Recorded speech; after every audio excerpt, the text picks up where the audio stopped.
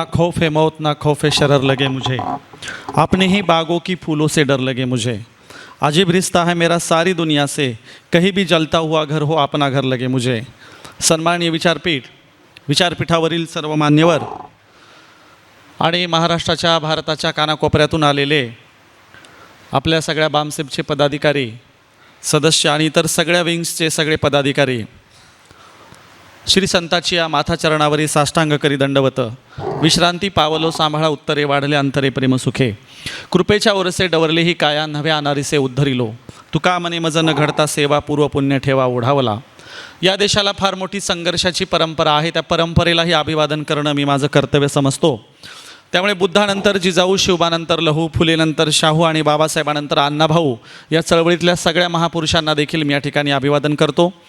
बघा, आजच्या सत्राचा विषय असा आहे, धर्मावर आधारित देश बनवणं किंवा राष्ट्र उभं करणं हा एक राष्ट्रघातकी पाऊल आहे, निर्णय आहे। अशा प्रकारचा विषय आपण डिझाईन केलेला आहे आणि गेल्या 70-80 वर्षामध्ये आपण देशभर अविरत प्रबोधन करत आहोत। त्यामुळे या देशामध्ये एक फार मोठी पुरोगामी चळवळीची, परिवर्तनवादी आणि महापुरुषांच्या चळवळीची एक फार मोठी लाईन या देशात उभी करण्यात आपण सक्सेस झालेलो आहोत। त्यामुळे अशा प्रकारचा निर्णय घेणं खरंच देशाच्या दृष्टीने राष्ट्रघातकी पाऊल आहे। यासाठी आता आपण आपल्या बाजूची विचारधारा आपण हे सगळं काम करतोय। बघा, या देशाला पूर्वीपासून म्हणजे हजारो वर्षापासून द्वंद्वाची, संघर्षाची आणि क्रांती प्रतिक्रांतीची परंपरा आहे। याबद्दल राष्ट्रपिता क्रांतीसूर्य ज्योतिराव फुले साहेबांनी अगोदरच सांगून ठेवलं होतं की या देशाचा संघर्ष शेठजी, भटजी, लाटजी विरुद्ध शूद्र अतिशूद्र असा आहे। डॉक्टर बाबासाहेब आंबेडकरांनी क्रांती प्रतिक्रांती लिहून हे देखील पूर्वीला सिद्ध करून ठेवलं की या देशाचा संघर्ष काही असा इंग्रजांच्यामुळे निर्माण झालेला किंवा मुस्लिमांच्यामुळे निर्माण झालेला नाही, तो पूर्वपार चालत आलेला आहे। आर्य विरुद्ध अनार्य, क्रांती विरुद्ध प्रतिक्रांती, सूर विरुद्ध असुर, देव विरुद्ध दानव किंवा या देशाचे राक्षस विरुद्ध बाहेरून आलेले भक्षक, अशा प्रकारचा या देशाचा संघर्ष आहे आणि तो द्वंद्वात्मक आहे। पण झालं असं, अलीकडच्या काळामध्ये या देशातल्या शिक्षण व्यवस्थेने, जिला आपण ब्राह्मणी शिक्षण व्यवस्था म्हणतो, या ब्राह्मणी शिक्षण व्यवस्थेने अभ्यासक्रमामधून विद्यार्थ्यांना सातत्याने मिसगाईड करायचा कार्यक्रम सुरू केलेला आहे। आणि म्हणून मध्ययुगीन भारतावर मुस्लिमांना ब्लेम केलं जातं आणि मुस्लिम देशाचे शत्रू दाखवले जातात जेव्हा मध्ययुगीन भारताच्या इतिहासाची मांडणी होते। आधुनिक भारताच्या इतिहासाच्या मांडणीमध्ये इंग्रजांना शत्रू ठरवलं जातं आणि खऱ्या अर्थाने मुख्य शत्रू लपवला जातो। म्हणून मध्ययुगीन भारताच्या मांडणीमध्ये आणि आधुनिक भारताच्या मांडणीमध्ये मुस्लिम आणि इंग्रज कधीही शत्रू नव्हते। उलट क्रांतीसूर्य ज्योतिराव फुले साहेब म्हणतात, या देशाचा जो संघर्ष आहे तो आमचा आर्य युरेशियन ब्राह्मणांच्या विरोधातला आहे आणि जोपर्यंत इंग्रज मायबाप भारतात आहेत तोपर्यंत शूद्र अतिशूद्रांनी जल्दी करावी आणि शिकून घ्यावं। आणि म्हणून आता या देशाच्या संघर्षाची पार्श्वभूमी माहिती झाल्याशिवाय हे राष्ट्र कुणासाठी धर्मावर आधारित उभं करणं चालू आहे हे आपल्याला कळेल। आणि म्हणून या देशाचा ब्राह्मणी अब्राह्मणी हा जो संघर्ष देशामध्ये सुरू आहे, त्या अब्राह्मणी संघर्षाच्या परंपरेमध्ये या देशात अनेक लोकप्रवाहांनी काम उभं केलं होतं आणि या लोकप्रवाहाच्या मध्ये जे काही अब्राह्मणी पंथ प्रवाह होते, ज्याच्यामध्ये सुरुवातीला शाक्त, शैव, लिंगायत, वारकरी, महानुभाव, जैन, बौद्ध आणि या देशातले अनेक लोकप्रवाह जे परंपरागत चालत आलेला संचित जपून ठेवत काम करत होते, याच्या विरुद्ध भारतामध्ये पूर्वपार चालत आलेला वैदिकांचा, वर्णाश्रम धर्मीयांचा, ज्यांना एकेकाळी स्रोत स्मार्त धर्म म्हटलं गेलं, आज ज्यांना आपण बाबासाहेबांनी दिलेल्या टर्मिनॉलॉजीवर ब्राह्मण धर्म म्हणतो आणि जे स्वतःला हिंदू धर्म म्हणून घेतात, अशा प्रकारचा या देशाचा संघर्ष आहे। आज घडीला हिंदू धर्म हा हिंदू धर्म नसून तो ब्राह्मण धर्म आहे आणि त्याचे फक्त चालक मालक केवळ आणि केवळ ब्राह्मण आहेत। आणि म्हणून हा हिंदू धर्म नसून तो ब्राह्मण धर्म आहे आणि याच ब्राह्मण धर्माची पूर्वपार चालत आलेली नावं आर्य धर्म आहे, सनातन धर्म आहे, वैदिक धर्म आहे, वर्णाश्रम धर्म आहे, श्रुतींचा आणि स्मृतींचा सौर्त स्मार्त धर्म, अशी या धर्माची नाव आहेत। आणि म्हणून आता आपला परंपरागत संघर्ष असा आहे की संपूर्ण चालत आलेल्या अब्राह्मणी पंथ प्रवाहाच्या लोकप्रवाहांना गोळा करून, जे काही लोकप्रवाह चालत आलेले आहेत या लोकप्रवाहांना गोळा करून त्यांना त्यांची अस्मिता आणि जाणीव उभी करून देऊन त्यांना सांगितलं पाहिजे, ब्राह्मणी धर्माचे लोक तुम्हाला तुमच्या सोबत घेऊन त्यांचा वर्चस्वाचा अजेंडा राबवत आहेत। म्हणजे काय, जेव्हा स्टेजवरून गौरसे को हम हिंदू आहे असं म्हटलं जाईल तेव्हा ते लिंगायतांनाही कवेत घ्यायला बसले, शिखांना कवेत घ्यायला बसलेले आहेत, जैनांना किंवा जैनांचं तर देशभरात ब्राह्मणीकरण झाल्याचं तुम्ही बघत आहात. त्याचबरोबर वारकऱ्यांमध्ये त्यांचं काम चालू आहे, लिंगायतांमध्ये काम चालू आहे, महानुभावांमध्ये काम चालू आहे, नाथ संप्रदायामध्ये त्यांचं काम चालू आहे. नाथ संप्रदायाच्या सर्वोच्च मठाचा योगी आदित्यनाथ जो जन्माने ब्राह्मण आहे तो नाथांच्या पीठावर बसला आणि त्याला ब्राह्मणीकरणाच्या प्रक्रियेत सामावून घेतलं गेलं आणि ब्राह्मण धर्माच्या, ब्राह्मण राष्ट्राच्या उभारणीसाठी योगीला रोल मॉडेल बनवायचा कार्यक्रम केला, भगवे कपडे घातलेला. त्यानंतर मध्य प्रदेशात देखील सुद्धा भगवे कपडे घातलेल्या लोकांना कॅबिनेट मंत्री पदाचा एक अवैध संवैधानिक दर्जा देण्याचा कार्यक्रम सुरू झालेला आहे. त्यानंतर तुम्ही बघताय की अशा प्रकारची असंवैधानिक पद निर्माण करून कुठल्याही ब्राह्मणी धर्मक्षेत्रात काम करणाऱ्यांना मोठमोठ्या पदावर बसवण्याचा कार्यक्रम या देशामध्ये सुरू झालेला आहे. आणि म्हणून अब्राह्मणी पंथप्रवाहाच्या लोकांना सोबत घेऊन सांगायचं आहे की या देशातला हा जो हिंदुत्वाचा अजेंडा आहे तो हिंदुत्वाचा नसून ब्राह्मण धार्जिना एक जातीय ब्राह्मणवादाचा अजेंडा आहे आणि त्याला या देशातल्या लोकप्रवाहाने, अब्राह्मणी पंथप्रवाहाने विरोध केला पाहिजे.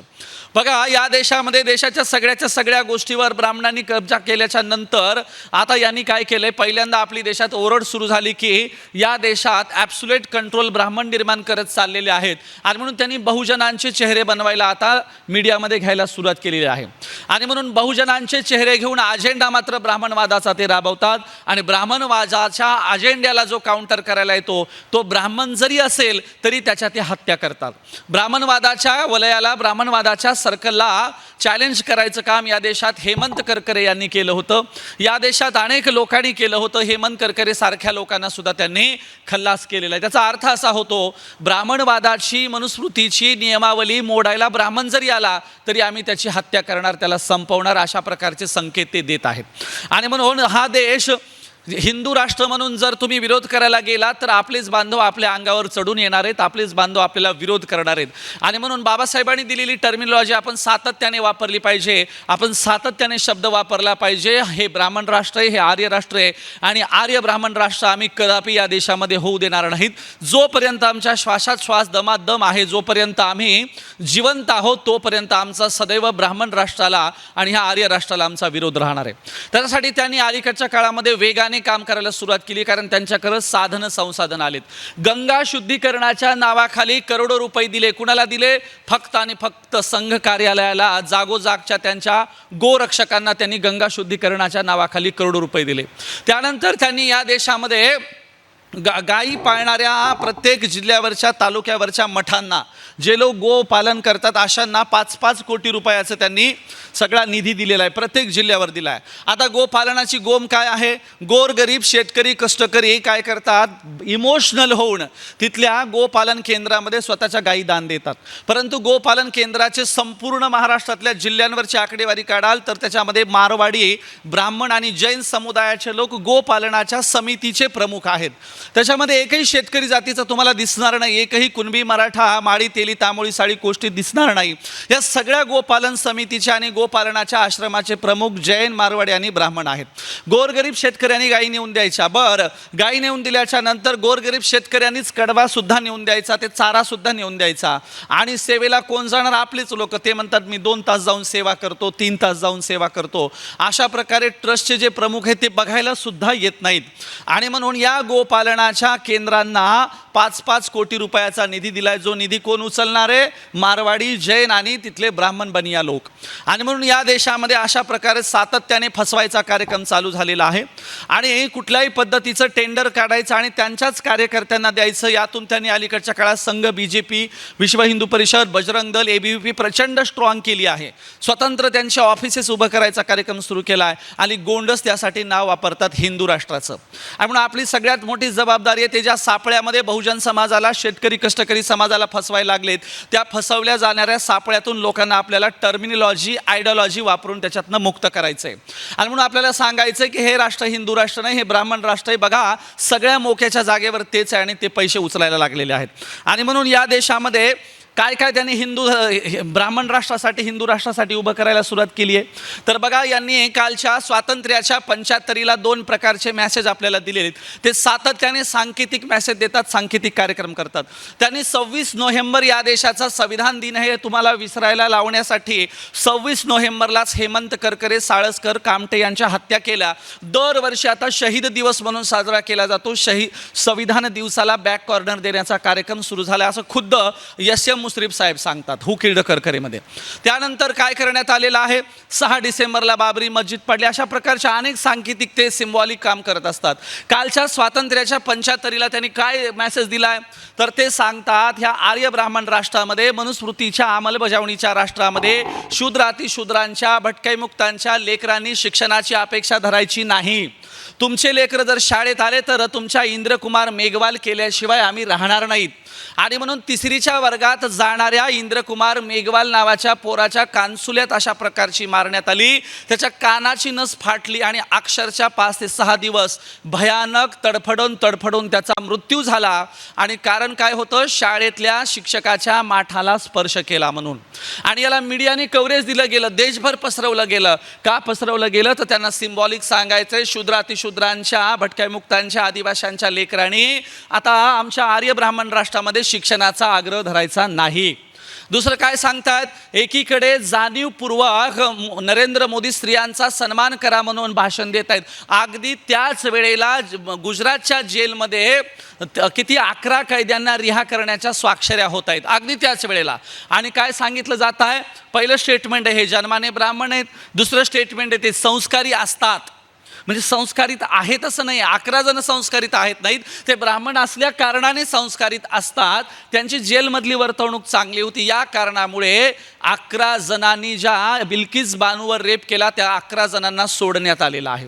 त्याच्यामुळे मोदी काय सांगतायत की या आर्य ब्राह्मण राष्ट्रामध्ये शूद्रांच्या लेकरांना शिक्षणाचा अधिकार नाही आणि कुठल्याच स्त्रियांनी मान सन्मानाची, आत्मसन्मानाची अपेक्षा धरायची नाही. आत्मसन्मान आणि गरिमा मारण्याचा कार्यक्रम या देशामध्ये स्वातंत्र्याच्या 75 नंतर सुरू झालेला आहे. काय हे दोन्ही नियम बघा जरा, मनुस्मृती चाळा. आपल्या बहुजन समाजाला काय दोन्ही प्रकारचं पॅरलल सांगावं लागतं तर लक्षात राहतं. मनुस्मृती उघडून बघा, मनुस्मृती काय सांगते किंवा ब्राह्मणी धर्मग्रंथ काय सांगतात. ब्राह्मणी धर्मग्रंथ सांगतात एखादी स्त्री रस्त्याने जात असेल आणि रस्त्याने जाताना एकाच नव्हे 11 ब्राह्मणांनी, 14 ब्राह्मणांनी, 20 ब्राह्मणांनी तिला स्पर्श केला, तिला टच केलं, तिच्यावर रेप जरी केला तरी ती तेवढ्या ब्राह्मणांची बायको असते. आणि हे सांगण्यासाठीच सूर्य दररोज उगवतो. म्हणजे बघा, सूर्याचं काय काम आहे, तर पृथ्वीवरची प्रत्येक स्त्री ही ब्राह्मणांच्या मालकीची असते हा सांगण्यासाठी सूर्य उगवतो म्हणे.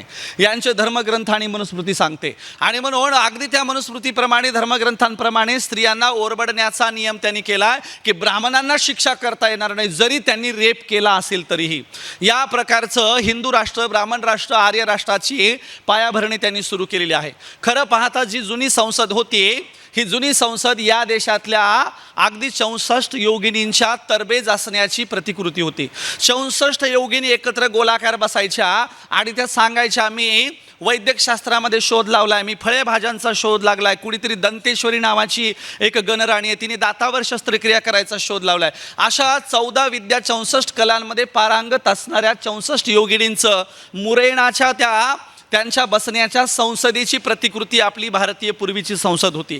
ही पूर्वीची संसद नाकारून आता मोदी सरकार, ब्राह्मण सरकार, नरेंद्र भागवत आणि मोहन भागवतांचं संस्कार नव्या संसदेचं बांधकाम सुरू करत आहे किंवा ते पूर्ण होत आलेलं आहे. का, कशासाठी?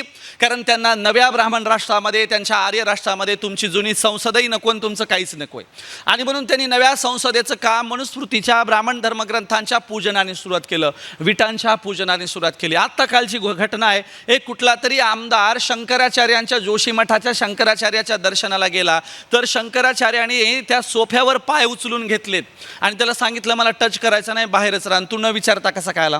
एका आमदार खासदारांची, शूद्रातिशूद्र आमदार खासदारांची ही अवस्था आज घडीला असेल तर आर्य ब्राह्मण राष्ट्र घोषित झाल्यावर काय हाल असतील.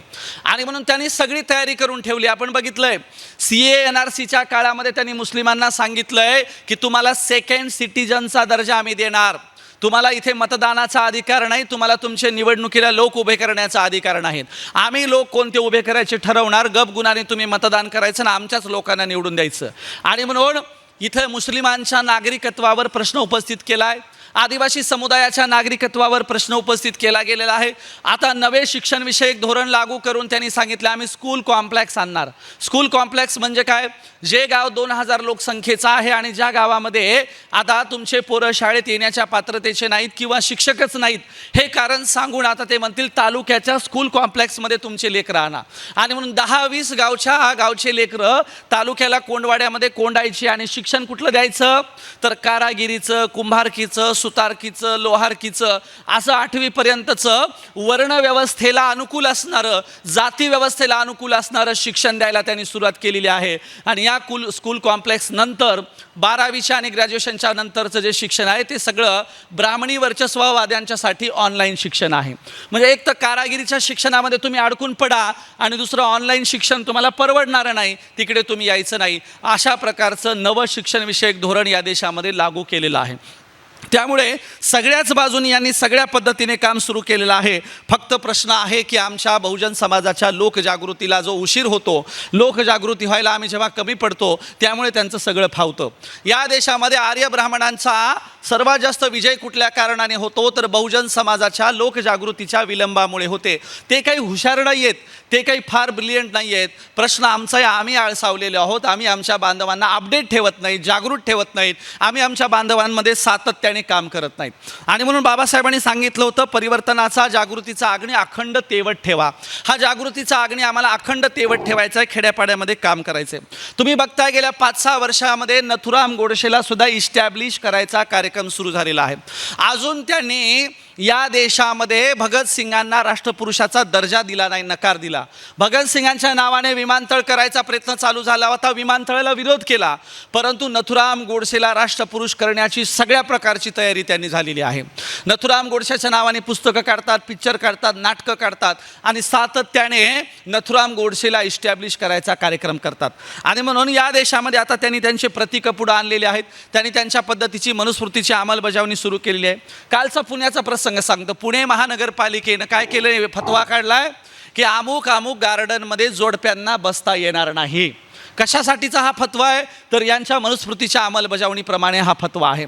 आमचं म्हणणं या देशामध्ये अभिव्यक्ती स्वातंत्र्य आहे. आम्ही जोडप्यांनी, नवरा बायकोने होऊ घातलेल्या लग्न करणाऱ्या जोडप्यांनी किंवा प्रियकर प्रियसीने आम्ही कुठे बसायचं, कुठे फिरायचं हे आम्ही ठरवणार ना. परंतु पुणे महानगरपालिकेने जोडप्यांना फिरण्यावर सक्त बंदी घातलेली आहे. अशा प्रकारचे ब्राह्मणी व्यवस्थेला धार्जिणे फतवे हे काढतात आणि संवादाची प्रक्रिया बंद करतात. आणि म्हणून समस्या काय आहे तर आर्य ब्राह्मणांच्या विचारांचं राष्ट्र उभं राहतंय, ही आमची सगळ्यात मोठी समस्या आहे. सोल्युशन काय आहे तर आम्हाला त्या सोल्युशनवर काम केलं पाहिजे. पहिलं नंबर 1चं सोल्युशन आहे लोकजागृतीशिवाय, प्रबोधनाशिवाय आपल्याकडे कुठल्याही प्रकारचा पर्याय उरलेला नाही. आणि म्हणून लोकजागृती, लोकप्रबोधन हा सगळ्यात मोठा आपल्याकडचा काय आहे सोल्युशन आहे. परंतु लोकजागृती, लोकप्रबोधन करण्यासाठी आता आम्हाला बदलच्या जगाचे नवे पायंडे, नवे हातखंडे वापरले पाहिजेत. पारंपरिक पद्धतीचं लोकप्रबोधन आम्ही आता बंद केलं पाहिजे. स्टेज शोचे कार्यक्रम आता आम्ही बंद केले पाहिजे आणि जमिनी ग्राउंडवर लोकांमध्ये गेलं पाहिजे. आदिवासी समुदायात गेलं तर आदिवासी समुदायासारखी ड्रेसिंग करून, त्यांचे सुखदुःख समजून घेऊन, त्यांची बोलीभाषा अवगत करून आम्ही त्यांच्यामध्ये प्रचार आणि प्रसार केला पाहिजे.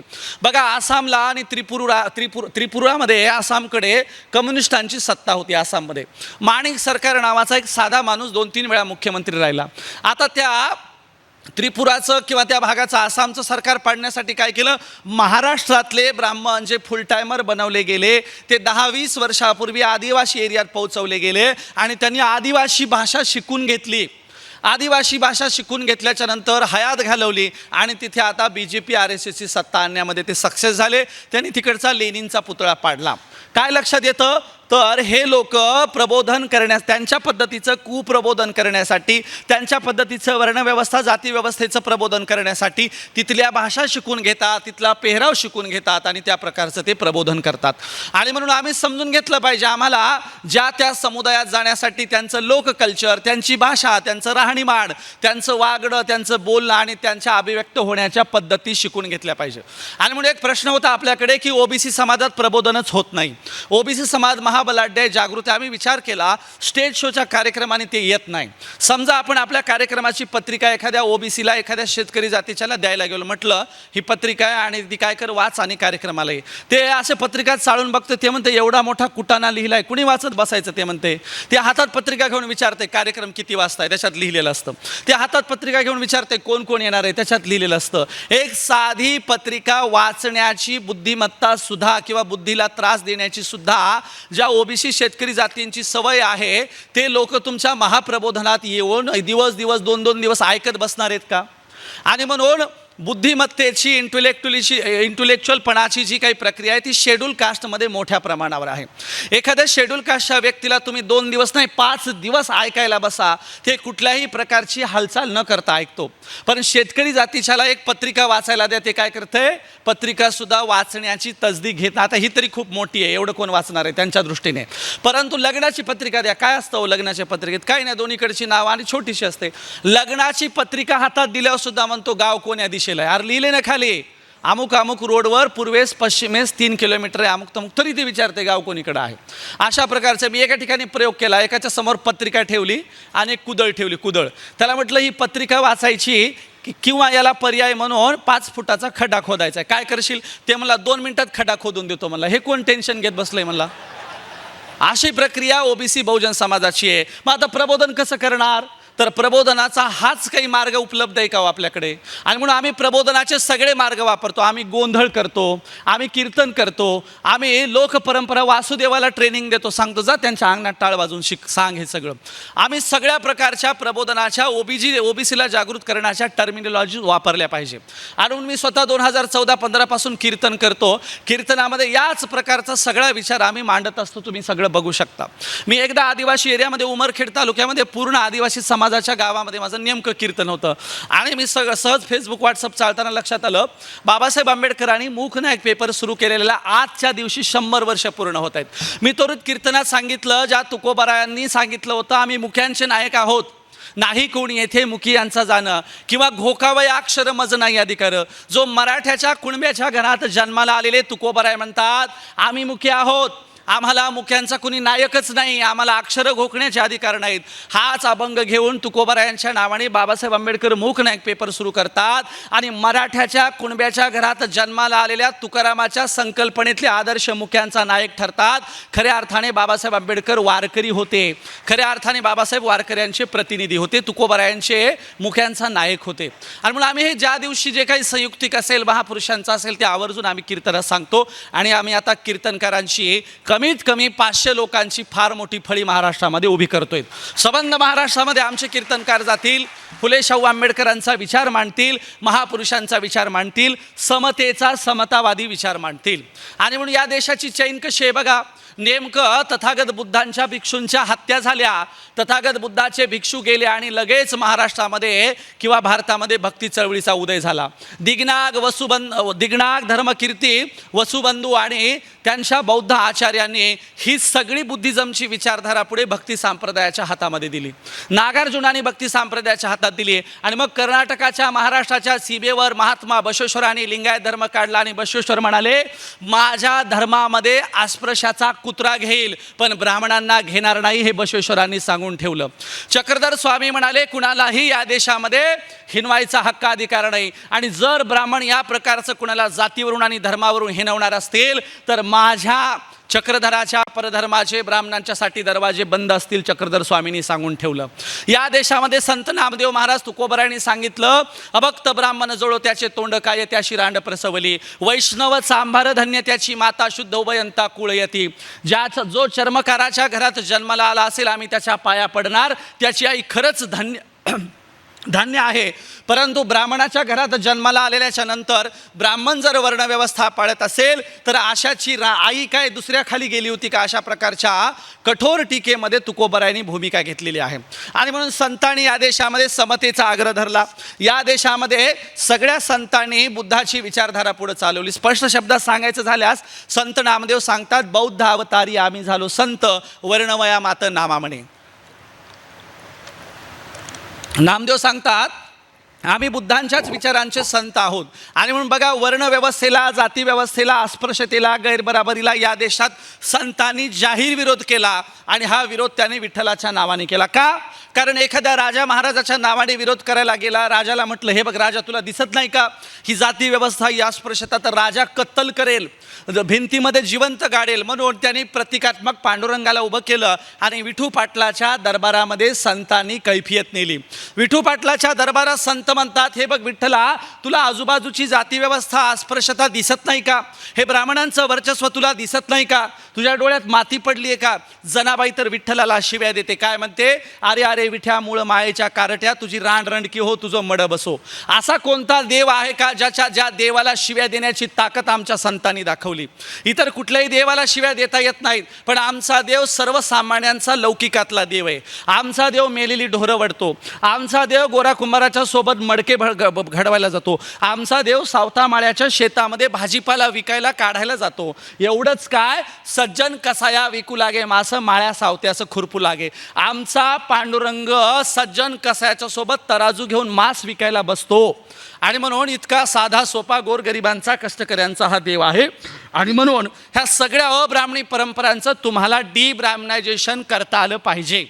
जर डिब्राह्मनायझेशन करणार नसाल तर आर्य ब्राह्मण राष्ट्रामध्ये हेच लोक ढाल म्हणून वापरले जाणार आहेत. आणि म्हणून आम्ही भागवत धर्मात, वारकरी धर्मात सुरू केलं. एकाही संतांनी आयुष्यात कधीही हिंदू शब्द वापरलेला नाही. तुकोबरायांच्या गाथेत हिंदू शब्द नाही, नामदेवांच्या गाथेत हिंदू शब्द नाही, जनाबाईंच्या, एकनाथांच्या, ज्ञानेश्वरांच्या, कुठल्याही संतांच्या अभंगगाथेत हिंदू हा शब्द नाही. त्यामुळे वारकऱ्यांचा हिंदू धर्म नाही, वारकऱ्यांचा भागवत धर्म आहे, वारकऱ्यांचा वारकरी धर्म आहे. या भागवत धर्माला, वारकरी धर्माला कुणीही हिंदू धर्म, ब्राह्मण धर्म करायचा प्रयत्न करू नये, या प्रकारची भूमिका घेऊन आम्ही खेड्यापाड्यामध्ये चाललेलो आहोत. आणि म्हणून आत्ताचा काळ भयानक आहे. या भयानक काळामध्ये तुम्हाला लोकजागृती करण्याशिवाय पर्याय उरलेला नाही. मी नेहमी सांगत असतो की एक अजीब सा मंजर नजर आता है, एक अजीब सा मंजर नजर आता है, कतरा कतरा समंदर नजर आता है, कहा बनाऊ शीशे का महल, हर हाथ में पत्थर नजर आता है. आणि म्हणून आपल्या आजूबाजूला सगळे लोक दगड घेऊन उभे राहिलेले आहेत. तुम्हाला आता प्रबोधनाची लढाई गतिमान नाही करता आली तर तुमचेच लेकरं एकतर कुणाच्या मर्डर करायला जातील किंवा तुमच्या लेकरांचा मर्डर करायला झुंडीच्या झुंडी तुमच्या आजूबाजूला येतील. आणि म्हणून मॉब लिंचिंगचं प्रकरण आता महाराष्ट्रापर्यंत आलंय. आपण म्हणायचो महाराष्ट्र पुरोगामी आहे, इथे काही मॉब लिंचिंग होणार नाही. मॉब लिंचिंग सुरू झाली आहे महाराष्ट्रात. का? तुम्ही बघितलंय, पुण्यामध्ये मोहसिन नावाचा पोरगा, इंजिनिअरिंग करायला जाणारा पोरगा, जेवणाचा डब्बा घेऊन जाताना धनंजय देसाई, मिलिंद एकबोटेचे कार्यकर्ते येतात आणि त्याला दगडाने ठेचून मारतात आणि निघून जातात. नंतर कोर्टातून निकाल लागतो. जज काय म्हणतो? झालेल्या गोष्टीबद्दल आम्हाला दुःख होतं आणि मोहसिनबद्दल झालेलं फार वाईट आहे. फक्त दुःख व्यक्त करण्याच्या पलीकडं कोर्टाने काहीच केलं नाही, कारण कुठला तरी जमाव होता, जमावाची पण ओळख नाही आणि आरोपींना शिक्षा सुद्धा नाही. अशा प्रकारची मॉब लिंचिंग आता महाराष्ट्रात सुरू झालेली आहे. आणि म्हणून आता आम्हाला सातत्याने लोकजागृती करायला कार्यक्रम केले पाहिजे, सातत्याने लोकांमध्ये गेलं पाहिजे. अब्राह्मणी सणवार उत्सवांचं आम्हाला रिन्यूकरण केलं पाहिजे. महाराष्ट्रामध्ये बळीराजा इस्टॅब्लिश झाला बघा, इतर राज्यामध्ये अजून झालेला नाही आहे. बळीराजाला आपण आपल्या पारड्यात घेण्यात सक्सेस झालो. आता संघर्ष कसा आहे महाराष्ट्राचा? दिवाळीमध्ये संघर्ष बघा कसा असतो.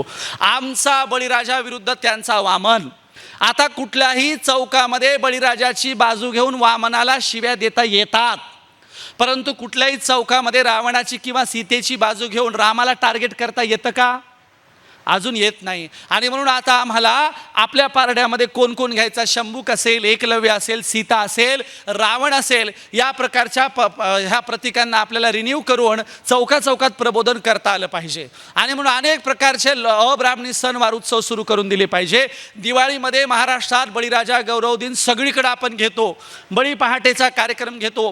आता नवरात्र उत्सवामध्ये सुद्धा आपण अनेक प्रकारच्या अब्राह्मणी सणवार उत्सवांचं आपण सुरुवात करून दिलेली आहे. आणि म्हणून या सगळ्या कार्यक्रमात आपण सहभागी झालं पाहिजे अशी तुमच्याकडनं अपेक्षा करतो. आणि सगळ्यात महत्त्वाचं काय आहे की आपल्या संघटनेचे आणि सगळ्या संघटनांचे त्यातल्या त्यात पुरोगामी पक्ष चळवळींच्या कार्यकर्त्यांनी जरा अपडेट झालं पाहिजे अशी माझी अपेक्षा आहे. जगाबरोबर अपडेट झालं पाहिजे, नवी साधनं वापरली पाहिजे. तुम्हाला काय करता येतं ते करा. फेसबुक वापरा, स्टेटस व्हिडिओ बनवा, यूट्यूबला तुमचे चॅनल सुरू करा. ह्या सगळ्या गोष्टींची मांडणी तुम्ही करायला सुरुवात केलं पाहिजे. मानसशास्त्राला आपल्या चळवळीत इन्क्लूड केलं पाहिजे. मोटिवेशनला आपल्या चळवळीत इन्क्लूड केलं पाहिजे. मी नेहमी म्हणतो आपल्या चळवळी इतक्या वृक्ष झाल्यात, वृक्ष, की जणू काय वाटतं कोणीतरी मेलंय आणि सगळेच अंत्यविधीला आलेले लोक आहेत. या चळवळीला जरा फेस्टिवलमध्ये पण जरा रूपांतरित करता आलं पाहिजे. या चळवळीला ग्राउंडवर नेताना लोकांच्या आनंदात सुद्धा सहभागी होता आलं पाहिजे. आपण काय करतो, एखाद्याच्या आनंदाचा उत्सव असतो आणि तिथे जाऊन त्याला सांगतो देश किती प्रॉब्लेममध्ये आहे, देशाचं काही खरं नाही असं सांगतो आणि जणू काय सगळा देशाचा भार आता त्याच्यावर किंवा आपल्यावरच येऊन पडला आहे, अशा प्रकारचं आपण वर्तन करतो. आणि म्हणून सगळ्या पद्धतीचं लोक चळवळीमध्ये आपण जरा आनंद उत्सव जर घेऊन गेलो तरी देखील चांगल्या प्रकारे प्रबोधन करून लोकांना आपल्यासोबत आणता येतं. त्याग आणि समर्पणाचा जो काही हातखंडा आहे, पायंडा आहे, तो आपण वापरू शकलेलो नाही. बघा, ब्राह्मणी छावणीकडं संभाजी भिडे नावाचा त्यागाचा एक फार मोठा त्यांनी उभा केलेलं प्रतीक आहे. मी नेहमी विचार करतो, आता समजा भिडेच्या कार्यकर्त्याला कन्व्हिन्स करायचं आहे, कसं करणार कन्व्हिन्स? त्याला म्हणणार काय, हे फुले शाहू आंबेडकरांचे पुस्तकं वाच. तो काही वाचून तयार होणारा कार्यकर्ता नाही, गुडघ्यात दिमाग असलेला कार्यकर्ता आहे. मग तो काय करतो, तो म्हणतो बघ आमचे गुरुजी बिना चप्पल घालता फिरतात, आमचे गुरुजी हातावर भाकरी खातात, तुझ्याकडे काय रे, तुमचे सगळे इन शर्टवाले आम्हाला शहाणपणा येऊन शिकवणार काय? आणि म्हणून त्याग आणि समर्पणाचं प्रतीकसुद्धा आम्ही उभं केलं. सगळी प्रतीकं उभी केली पाहिजे. पण काय आपल्याला वाटतं आपण ब्राह्मणिझमकडे जाऊ की काय, आमचं काही आणखीन वेगळ्या अंगाने काही होईल का काय, आणि म्हणून आपण कंजेस्टेड लिमिटेड लहानशा मैदानावर लढायला निघालेलो आहोत. आम्हाला सगळ्याच्या सगळ्या प्रकारचे फॉर्म वापरता आले पाहिजे. हे सगळे फॉर्म अब्राह्मणी आहेत. सेवेचा फॉर्म काही ब्राह्मणी नाही आहे. ब्राह्मणांनी जास्तीत जास्त सेवा देऊन, सेवा क्षेत्र ताब्यात घेऊन, लोकांना इमोशनल बनवून त्यांनी त्यांच्याकडे घेतलेला आहे. सेवेचा फॉर्म कधीही ब्राह्मणांचा नव्हता. ब्राह्मणांना दुसऱ्यांच्या प्रती कळवळाच नाही तर ती सेवा देण्याचा काही प्रश्न उद्भवतो का? आणि म्हणून सेवेचा फॉर्मही आम्ही वापरला पाहिजे. आणि म्हणून बघा, केरळामध्ये थोडासा काही महापूर आला ना तर RSSचे जुने कुठले तरी फोटो व्हायरल करतात आणि म्हणतात बघा RSSची टीम महापुरामध्ये मदतीला गेली, तुमचं काय, तुम्ही नुसते भाषणं देता. हा सेवेचा फॉर्म RSSवाले वापरतात. आणि म्हणून वेगवेगळ्या प्रकारचे हे फॉर्म आहेत. हे प्रबोधनासाठी आणि चांगल्या गोष्टींसाठी आपण वापरले पाहिजे. दुसरं आहे, आपण सगळ्या पद्धतीने सगळ्यांमध्ये समन्वय उभा केला पाहिजे. नाहीतरी आपली नकारात्मक मांडणी सुरू झाली. नकारात्मक मांडणी कशी आहे? आपला कार्यकर्ता येणार, बोटावर समजून सांगणार आणि तू किती पागल आहे, गेलेली कॅसेट आहे सांगणार, आणि आमचाच फॉर्म कसा बरोबर आहे, आमचंच बॅनर कसं बरोबर आहे, या प्रकारचा आग्रह धरणार. हा सगळा बहुजन चळवळीचा बॅक फुटला जाण्याचं सगळ्यात महत्त्वाचं कारण असं आहे, एकमेकांच्या स्टेजवरून एकमेकांच्या प्रति उणीधुनी काढणे, एकमेकांना लेबल लावणे आणि सातत्याने नकारात्मकतेची मांडणी केल्यामुळे या देशाचा बहुजनवादी चळवळींचा बॅक फुटला जाण्याचा कार्यक्रम सुरू झालेला आहे. आणि म्हणून नकारात्मक मांडणी थांबवून जरा सकारात्मक मांडणीच्या दिशेने काम केलं पाहिजे. आणि या प्रकारे आपण लेबल शिक्के न लावता आपण पुढे गेलं पाहिजे. आणि म्हणून सांगता येईल तेवढं महत्त्वाचं आहे, पण आपण काम कसं करतो त्यावर डिपेंड आहे. आपल्याकडं आता पुरोगामित्वाची पण वेगवेगळे प्रकार आलेत. ऐच्छिक पुरोगामित्व आहे बघा. ऐच्छिक कसं? समजा बायकोच्या सोबत बाजारात भेटला तर त्यावेळेला मी प्रतिगामी असेल, मी पुरोगामी नसेल. तू माझ्या घरी आलास आणि माझ्या घरातलं सगळं वर्तन बघितलं तर तेव्हा मी प्रतिगामी असेल, पुरोगामी नसेल. मला वाटलं तर मी रविवार शनिवार पुरोगामी असेल, एरवी 8 दिवस मी प्रतिगामीच असेल. माझ्या ऑफिसात आला तर मला माझं अभिवादन घालायचं नाही, तेव्हा मी प्रतिगामी असेल. ऑफिसच्या बाहेर मात्र मी पुरोगामी असेल. अशा प्रकारचं सोयीचं पुरोगामित्व, सोयीचं सगळं चाललेलं आहे. आणि म्हणून या देशामध्ये ब्राह्मणी व्यवस्थेचे लाभार्थी होऊन क्रांती कधीही होणार नाही या मताचा मी झालोय. तुम्ही बघा, सातत्याने कुणात प्रबोधन करत आलेला आहात? मध्यमवर्गीय सोफिस्टिकेटेड लोकांमध्ये तुम्ही प्रबोधनामध्ये इतकी वर्ष वाया घालवलेली आहेत. त्याच्या तुलनेमध्ये आम्ही शेतकरी, कष्टकरी, खेड्यापाड्यातल्या बहुजन समाजात प्रबोधन करतो. आम्हाला चांगल्या प्रकारची जीव देणारी रिझल्ट मिळालेली आहेत. आणि ह्या मध्यमवर्गीयांनी काय केलं? गेल्या 50 वर्षामध्ये नुसतं चळवळींना झुलवत ठेवायचा कार्यक्रम ह्या सगळ्या मध्यमवर्गीयांनी केलेला आहे. प्राध्यापक तर 1 नंबरचे डॅम्बिस असतात. हे कधीही कुठल्याही चळवळीला काहीही योगदान देत नाहीत. आणि म्हणून माझा एज्युकेटेड वर्गावर, हायली एज्युकेटेड वर्गावर प्रचंड आक्षेप आहे. आम्ही यांना सोडून चळवळी उभ्या करतो, आम्ही यांना सोडून लोकांमध्ये काम करतो. आणि म्हणून हे सातत्याने टार्गेटिंग करतात, हिटिंग करतात. बघा, वारकरी चळवळीमध्ये आज घडीला 10,000 पेक्षा जास्त फुल टायमर आहेत बरं का वारकरी चळवळीमध्ये. आणि कोण जगवतं? सर्वसामान्य जनता वारकरी फुल टायमरला जगवते. कुठल्याही कीर्तनकाराचा स्वतःचा व्यवसाय नाही, पण कीर्तन करायला गेले की त्यांना लोक मानधन देतात आणि असे 10 ते 20 हजार वारकरी फुल टायमर आहेत. त्यानंतर महानुभावांचे मठ बघा, महानुभावांचे सगळ्या महानुभावांच्या मठांवर फुल टाइमर महानुभाव काम करतात. त्यांना गोरगरीब लोक धान्य देऊन महानुभावांच्या मठांना जगवतात. कर्नाटकामध्ये लिंगायतांचे मठ बघा, लिंगायतांच्या मठांना 1,000 एकर जमीन आहे. लिंगायतांच्या मठांमध्ये फुल टायमर जगवले जातात. आणि मी जस्ट काल बोलताना एक जणाला म्हणालो मी फुल टायमर आहे. म्हणले अरे फुल टायमर होऊ नका, काहीतरी करा, नोकरी करा म्हणले, अरे काहीतरी व्यवसाय करा. म्हणजे सोफिस्टिकेटेड वर्ग एखादा फुल टायमर बनायला गेला तर त्याला ठाकून ठोकून म्हणते काहीतरी व्यवसाय कर, कशाला चळवळ चालवतो, चळवळीत काय पडलंय. आणि म्हणून आपल्याच लेकरांना चळवळींच्या प्रती नकारात्मक सांगण्याचा भाव जर तुमच्यात असेल तर या देशामध्ये बहुजनांची सत्ता कधीच येणार नाही. चळवळीला जरा सन्मानाचं प्रतीक बनवा ना. सांगा अभिमानाने आमची पोरं चळवळीत काम करतात, सांगा अभिमानाने आम्ही महापुरुषांचा वारसा चालवतो. इथे एक सर आहेत बघा, फार धडपड करतात, आताही स्टेजवर आले ते. त्यांची मुलगी आणि त्यांचा मुलगा सुद्धा आपल्या अधिवेशनामध्ये आलेले आहेत. त्यांची मिसेस येणार होती पण कुठल्या तरी कारणाने आले नाहीत. फॅमिलीसह अधिवेशनात आणि महापुरुषांच्या कार्यक्रमाला जाणाऱ्यांच्यासाठी मी सॅल्यूट करतो, अभिवादन करतो, कारण खऱ्या अर्थाने त्यांना चळवळ कळलेली आहे. बाकीच्यांचं कसं आहे, नाही मी चळवळीत काम करतो, माझा पोरगा फॉरेनला टाकलाय शिकायला, त्याला कशाला आणायचं याच्यामध्ये. असं सातत्याने इथल्या महापुरुषांचा खोटा वारसा चालवणाऱ्यांनी दिशाभूल केलेली आहे. लोकांची लेकरं चळवळीत यावीत, लोकांची लेकरं फुल टायमर व्हावीत आणि आमची लेकरं अमेरिकेला जावीत पाय चाटायला, युरोपला जावीत बुटं उचलायला, तिकडचा भांडवली पैसा आणून आनंदात जगायला आमची लेकरं जावीत नाही का. आणि मग महाराष्ट्र कुणी चालवायचा, आम्ही चालवायचा का, देश कुणी चालवायचा. असले सोफिस्टिकेटेड धंदे अगोदर बंद करा. तुमचा पोरगा असेल क्लास 1 क्लास 2 असेल, तुमचा मुलगा विदेशात, जरा आणा की या स्टेजवर बसवा ना, आणून जरा कार्यक्रमात ऐकायला पण बसवा ना. आणि म्हणून या देशात चळवळींची सगळ्यात मोठी दिशाभूल एज्युकेटेड आणि उच्चभ्रू वर्गाने केलेली आहे. त्यांच्या हातातून चळवळ सोडवण्याची गरज आलेली आहे. बोरकर साहेब, या सगळ्यांच्या हातातली चळवळ सोडवा, काढून घ्या आणि गोरगरीब कष्टकऱ्यांच्या हातामध्ये द्या. बघा आम्ही ती चालवून दाखवतो की नाही. आम्ही प्रचंड त्याग आणि सन्मानाच्या जोरावर आम्ही ही चळवळ उभी करून दाखवतो. आणि म्हणून हे मध्यमवर्गीय हे सगळे पायचाटू आहेत, समाज व्यवस्थेचे दलाल आहेत, हे काही या देशामध्ये काम करणार नाहीत. आणि म्हणून मी नेहमी सांगत असतो, हम बदलते हैं तो निज़ाम बदल जाते हैं, सारे मंजूर और सारे अंजाम बदल जाते हैं. कौन कहता है शिवाजी और बाबा साहेब पैदा नहीं होते, पैदा होते हैं बस उनके नाम बदल जाते हैं. आणि म्हणून आजचे शिवाजी, आजचे बाबासाहेब तुम्हाला तयार करायचेत, आजचे महापुरुष तुम्हाला तयार करायचेत. आणि ते त्याग आणि समर्पणातूनच तयार होतील, चांगलं वर्तन करूनच तयार होतील, अन्यथा होणार नाहीत. आणि म्हणून सांगण्यासारखं बरंच आहे हो. आपलं काय झालं, एकमेकांना कॉपी करणं सुरू आहे. काँग्रेसचा स्टेज शोचा कार्यक्रम आपण कॉपी केला. काँग्रेसचे कार्यक्रम कसे लागायचे, असंच भव्य दिव्य स्टेज असायचं, असेच उंचावर स्टेज, मोठमोठाले भाषणं द्यायचे, कार्यक्रम संपला, वाळूत मुतलं, फेसना पाणी, काहीच उपयोग नाही, असंच आमचं चाललेलं आहे. आणि म्हणून आता आम्ही रस्त्यावरची प्रबोधना, चौकातली प्रबोधना आणि रस्त्यावरचे कार्यक्रम, सातत्याने लोकांमध्ये जाणारे कार्यक्रम आम्ही सुरू केलेले पाहिजे.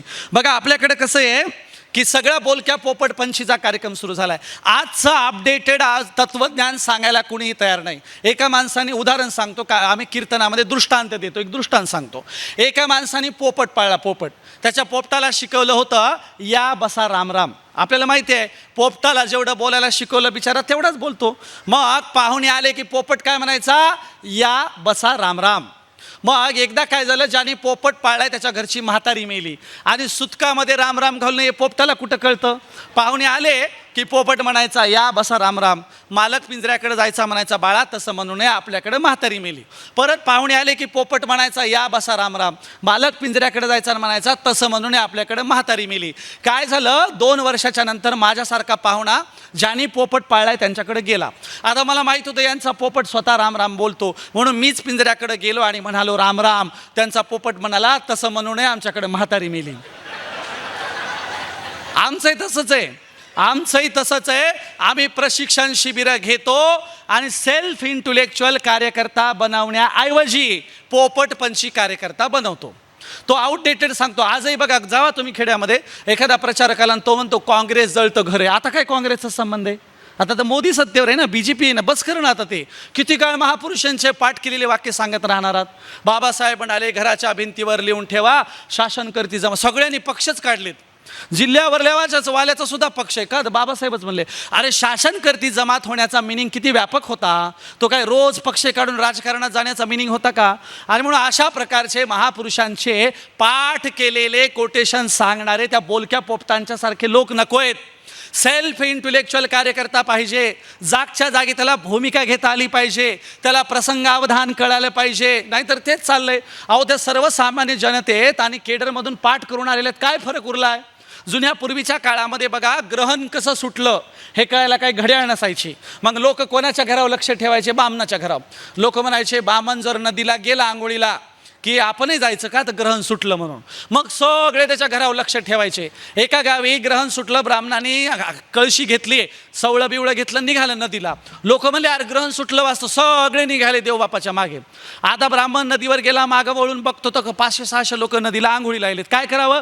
त्याने हातातल्या अंगठ्या काढल्या, चैन काढली, ते हंडा घेतला. त्याला वाटलं असंच वाळूवर ठेवावं, आंघोळीला गेलं तर कोणीतरी चोरी करेल. त्यानं खड्डा खोदला, खड्ड्यात सगळं पुरून ठेवलं. पण विचार केला कुठं पुरून ठेवलं ओळखायचं नाही. त्यावर त्यानं काढली महादेवाची पिंड आणि गेला आंघोळीला. लोक आले, ते म्हणले या वर्षीचा ग्रहणाचा पर्व काळ हा महादेव काढण्याचा आहे काय की? म्हणले देवबापांनी काढलाय. जो तो यायचा महादेवाची पिंड काढायचा, आंघोळीला जायचा. जो तो यायचा महादेवाची पिंड काढायचा, आंघोळीला जायचं. एकमेकांचं बघून यांनी पक्ष काढला की तो काढणार, त्यांनी संघटना काढली की ते काढणार आणि सगळं कॉपी करायचा कार्यक्रम. देवबापा आंघोळीहून आले, बघतात तर काय आपला महादेव शोधायला गेले तर सगळे सारखे महादेव उभे करून ठेवलेत. देवबापा दुपारी अंगठी चैन शोधायला लागले, संध्याकाळ गेली तरी महादेव उकरणच झालं नाही, इतके महादेव काढून ठेवले.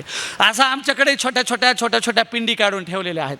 आणि म्हणून आता मगाशी काल बोलताना मला उद्घाटक प्रतिभाताई शिंदेंचं फार बोलणं आवडलं. त्या काय म्हणाल्या, इतक्या सगळ्या संघटना आहेत परंतु बोरकर साहेबांच्या नेतृत्वाखाली आणि ही जी लोकशाहीवादी बामसेप चालते ती आम्हाला प्रचंड आवडते, कारण ती प्रचंड फ्लेक्झिबल आहे आणि ती प्रचंड सगळ्यांना सामावून घेणारी आहे. आणि म्हणून फरक काय आहे? काढू द्या कुणी किती छोटे छोटे महादेव काढू द्या, काही फरक पडत नाही. पण ही जी बामसेप आहे ती एवढी फ्लेक्झिबल आहे, सगळ्यांच्या विचारांचा आदर करणारी आहे, सगळ्यांना सामावून घेणारी असेल तर भूमिकेच्या जोरावरच ही बामसेप संबंध महाराष्ट्राला कवेत घेणार आहे. हे मी तुम्हाला आज सांगतो. कशाच्या जोरावर? भूमिकेच्या, फ्लेक्झिबल भूमिकेच्या. आणि म्हणून आज समविचारी लोकांना एकत्र आणायची गरज निर्माण झाली आहे, त्यांच्या भूमिका समजून घेण्याची गरज निर्माण झाली आहे. इतकं फ्लेक्झिबल आणि लोकशाहीवादी काम चालत असेल तर या कामालाच येणाऱ्या काळात दिवस आहेत. कर्मठ लोकांचं काय झालं तुम्ही बघताय, कर्मठ लोकांचं. आणि म्हणून कर्मठता ही प्रचंड घातक असते आणि सुसंगत लोक जे असतात ना ते कर्मठ वागतात. आणि म्हणून सुसंगतता आणि कर्मठता आणायचा प्रयत्नच कोणी करू नये. कर्मठता प्रचंड घातक आहे. आणि म्हणून आपण सगळेजण चांगल्या पद्धतीने काम करू. हे देश आम्हाला आर्य ब्राह्मणांच्या ब्राह्मण राष्ट्र म्हणून ताब्यात कधीही जाऊ द्यायचं नाही. चांगल्या प्रकारच्या आपण चळवळी राबवू. आणि तुमच्याकडं आहे ती साधनं संसाधनं फार चांगली आहेत. मगाशी एका टेबलवर एक कुठल्या तरी युनिटचे प्रमुख सगळ्या आपल्या विभागीय 2 अध्यक्षांना फार छान समजून सांगत होते बघा मगाशी. आणि इतकं छान सांगत होते की ते काय सांगत होते, तुम्ही आहात जिथे आहात तिथले तुम्ही लीडर आहात. आणि म्हणून मी पुनरुक्ती न करता हे सांगेल, आपल्याकडं इतरांच्या मानाने फार सुंदर साधनं संसाधनं आहेत. आपण इतरांच्या मानाने सगळ्यात चांगले ब्रिलियंट आहोत. आणि म्हणून त्याचा वापर जरी आपण केला ना आहेत तेवढ्या गोष्टींचा आपण प्रचंड पुढे जाऊ. काय आपल्याकडं असतं सगळं पण आपण वापर करत नाही. एक पहिलवान घरी आला, नेहमी हिंद केशरी ते बक्षीस जिंकून घरी यायचा. आल्याच्या नंतर त्याचं तोंड सुजलेलं होतं, अंग चिखल्यानं भरलेलं होतं, हातात काही बक्षीसही नाही. बायको म्हणाली, का हो तुम्ही दरवेळेला बक्षीसं घेऊन येता, आता कुस्ती खेळली म्हणावं तर बक्षीस नाही, आणि तसंच आले म्हणावं तर तोंड सुजलंय, अंग चिखलाने भरलंय, सांगा बरं काय झालं, कुठं कुस्ती खेळली? हा म्हणला, अगं कुस्ती नाही खेळली म्हणला, ते पलीकडचा वडा आहे की नाही आपल्या गावाकडे येताना, वड्यामध्ये बारकाल्या पारद्याच्या पोराने लय मारले म्हणले मला. बायको म्हणली, आता सांगायला काही लाज वाटत नाही का हो, एवढे मोठे पैलवान आहेत आणि बारकाल्या पारद्याच्या पोराने मारलं म्हणता, सांगा बरं त्यांचा मार्कस काय खाल्ला? हे म्हणला, तिथं काय बक्षीस ठेवलं होतं काय? म्हणला, बक्षीस असलं असतं तर एका एकाला चांगला हाणला असता म्हणला. म्हणजे आमचंही तसंच आहे, मेंदू आहे, साधनं आहेत, ताकद आहे, पण आम्ही त्याचा सभोवतालच्या परिसरामध्ये वापरच करत नाहीत. आणि म्हणून आम्ही आमच्या मेंदूचा, आमच्या ताकदीचा आणि आहे त्या साधन संसाधनांचा आपण वापर करायला शिकलं पाहिजे. नेहमी म्हटलं जातं, गलत का विरोध खुलके कीजिए. का गलत का विरोध खुलके कीजिए? कारण इतिहास टकराने वालों का लिखा जाता है, तलवे चाटने वालों का नहीं. आणि म्हणून आपण या देशात टक्कर देणारे विद्रोही परंपरेचे लोक. अजून सांगू का, मोदी हा काही भक्तांना भीत नाही, मोहन भागवत काही भक्तांना भेट नाही, तो तुमच्यासारख्या माझ्यासारख्या इंटेलेक्च्युअल वर्गालाच घाबरतो. आपण जरी मुठभर असलो तरी.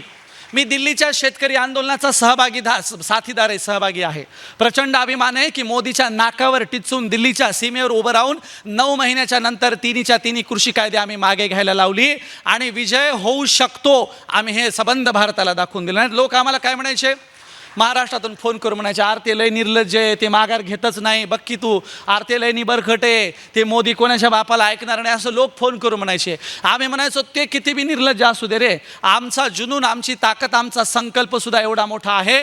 दिल्लीच्या सीमावर आम्ही पक्क्या विटांचे घरं बांधायला सुरुवात केली होती. जाऊन बघा सिंगू बॉर्डरवर. आम्ही म्हणलं 1 वर्ष 2 वर्ष नाही, 10-20 वर्ष राहायची आम्ही तयारी केलेली आहे. आम्ही तिथं घरं बांधायला सुरुवात केली. यांच्या लक्षात आलं अरे हे तो घरं बांधायला लागले, हे काही उठत नाहीत काय की. आणि मग 3 कृषी कायदे मागे घेतले गेले. आणि म्हणून ते असतील कुठलेही चांगले देश ताब्यात असेल, त्यांच्या संबंध साधनं संसाधनं त्यांच्या ताब्यात असतील, पण आम्ही मात्र मुठभर का असेना त्यांना नमवल्याशिवाय राहणार नाही. तुम्हाला जाताना एवढं सांगेल, महाभारतामध्ये पांडव युद्ध जिंकून महाद्वारातून येत होते आणि कौरव हरले होते.